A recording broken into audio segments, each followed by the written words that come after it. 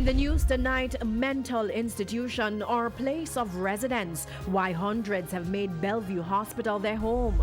Shady Foreign Affairs Minister sheds light on private company wanting to buy Petrojam. Road woes. Sections of US $1 million bypass crumble following heavy rain.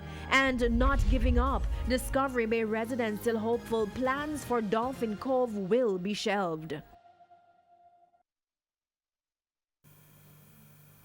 Good evening and welcome to Primetime News on air and online at onespotmedia.com. I'm Archibald Gordon. And I'm Janella Precious. We also have the business news in the Primetime News Hour. Herman Green is here with a preview. Herman?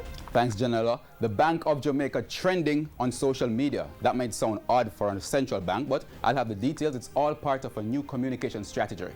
That and more in the business day. And if you haven't seen the video, we'll be showing you that a little later on. But first to sports. Jordan, what's the big story?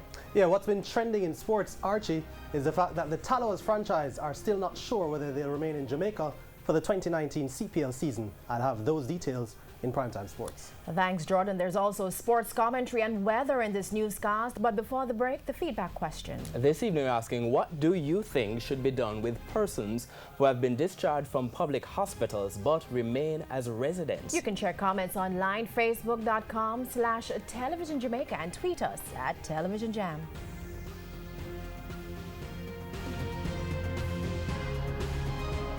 Please stay with us. Primetime News returns right after this break.